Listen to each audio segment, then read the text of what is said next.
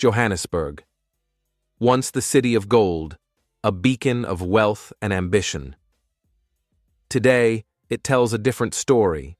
Streets lined with abandoned buildings, informal traders, and mounting tension. On the 26th of February, 2025, a video surfaced that would shock the nation.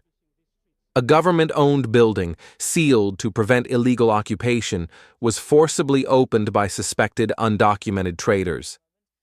This was not an isolated act. It reflected years of frustration, systemic failures, and a city on the edge. Johannesburg's history is a story of extremes.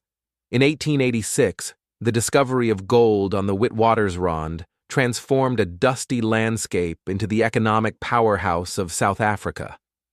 People came from across the globe seeking fortune, but as wealth grew for some, inequality grew for many. Apartheid-era policies further entrenched segregation. Black South Africans were forcibly moved to townships, while the inner city remained underserved and neglected. The buildings left behind by departing residents became abandoned, providing fertile ground for illegal occupation. By the 1980s, crime rates in the city center began to rise sharply. The collapse of municipal services left streets unpoliced, and gangs and informal traders began taking control of the area. In 2015, Operation Dudula, a government-led initiative, sought to reclaim hijacked buildings and high-crime areas. Thousands of buildings were inspected, dozens were sealed or repossessed, and hundreds of arrests were made. Yet, despite these efforts, Johannesburg's inner city continued to struggle. Buildings were reoccupied almost immediately. Traders returned. Residents grew frustrated. The cycle of decay, attempted enforcement, and reoccupation became a pattern, a constant tension between survival and law. From the early 2000s, Johannesburg saw waves of migrants from Zimbabwe, Mozambique, Nigeria, and other countries seeking work, safety, and a chance at a better life. Many arrived legally, but thousands could not secure visas or permits and became undocumented residents. Migrants often turned to informal trading or hijacked buildings to earn a living. Their presence added to the city's economic vibrancy, but also intensified social tensions. Many South Africans, already facing high unemployment and poverty, perceived migrants as competitors for scarce opportunities. In 2021, the Dudula movement emerged. The word Dudula means to push back in Zulu. Initially, it was a grassroots initiative aimed at ensuring South Africans had first access to jobs and commercial opportunities. Proponents argued the government was failing its citizens. Critics accused the movement of targeting vulnerable migrants unfairly. By 2022, Dudula had become a national symbol, representing both citizen frustration and the dangers of vigilantism. Social media amplified tensions, as viral videos and news coverage painted a picture of a city divided, struggling to balance survival, legality, and social cohesion. The informal economy in Johannesburg is vast. Traders sell everything from fruits, vegetables, and electronics to clothing, hair products, and street food. Some operate legally, with permits from the city. Others operate without any documentation, often in hazardous conditions. Illegal trading provides a livelihood for many. For undocumented traders, it is a matter of survival. Yet, citizens increasingly associate illegal trading with crime, congestion, and loss of jobs. Local business owners complain that informal stalls undercut their prices and violate municipal rules. Authorities face a delicate challenge: enforcing regulations without worsening poverty. City officials periodically raid illegal traders, issuing fines, confiscating goods, or closing stalls. Many traders simply return the next day. This ongoing cycle fuels frustration among residents, creates confrontations with law enforcement, and perpetuates a sense that the city is out of control.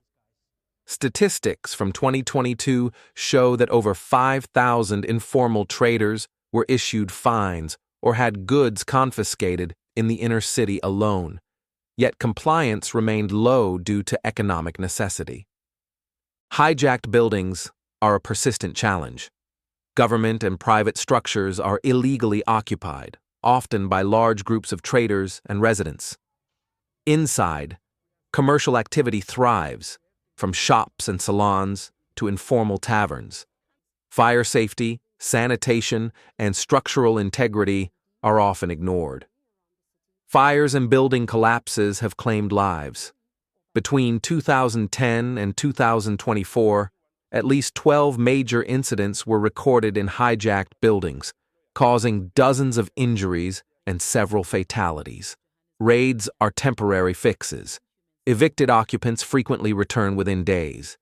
These buildings are not merely economic spaces. They are symbols of Johannesburg's governance failures. Residents living nearby experience higher crime, noise, and poor sanitation.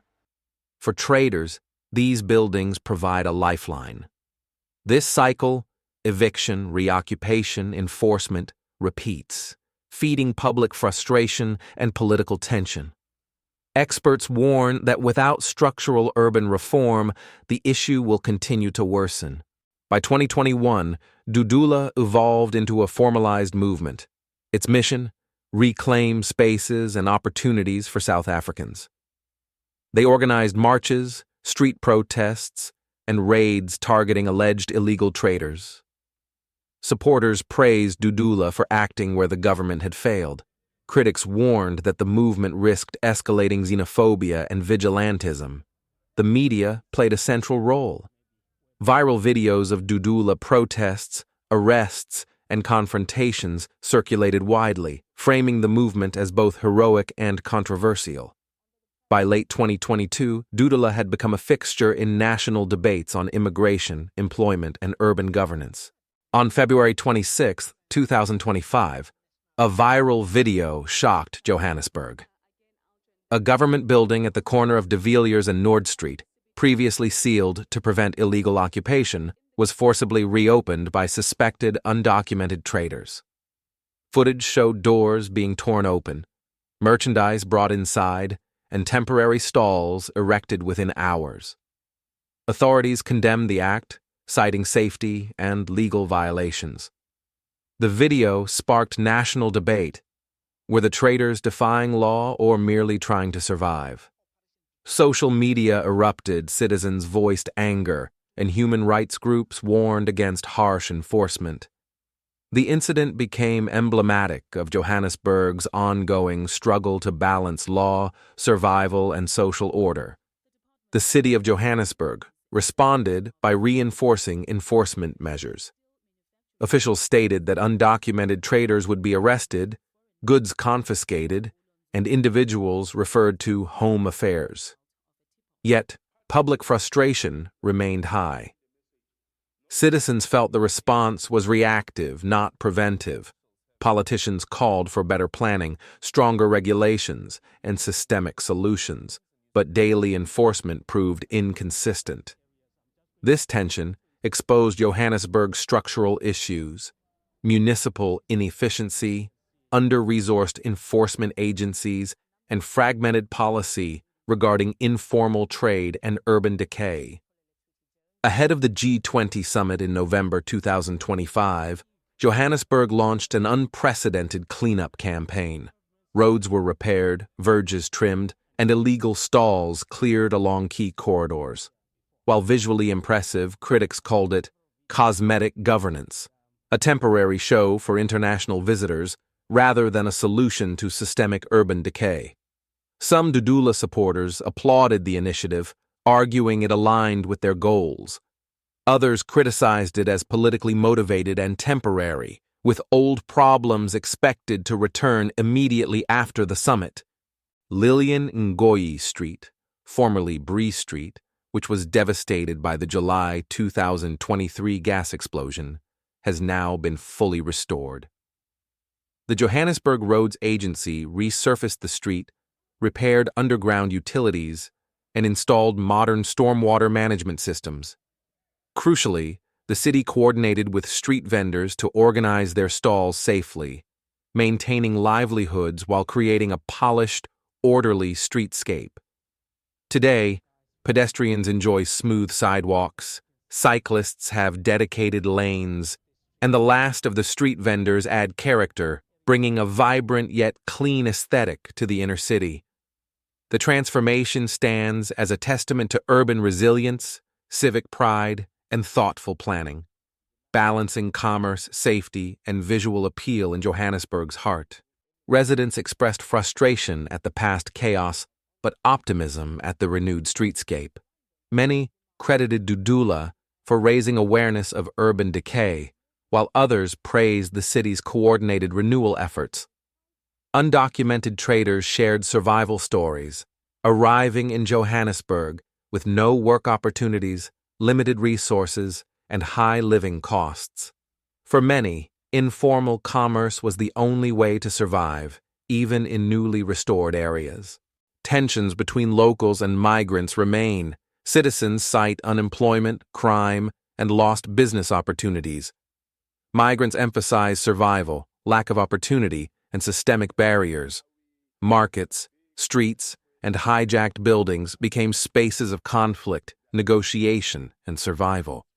Balancing human rights, legality, and economic necessity remains a daily challenge in Johannesburg. The informal economy sustains thousands, yet undermines formal businesses and city planning. Illegal trading, hijacked buildings, and urban decay contribute to crime, fires, and reduced investment.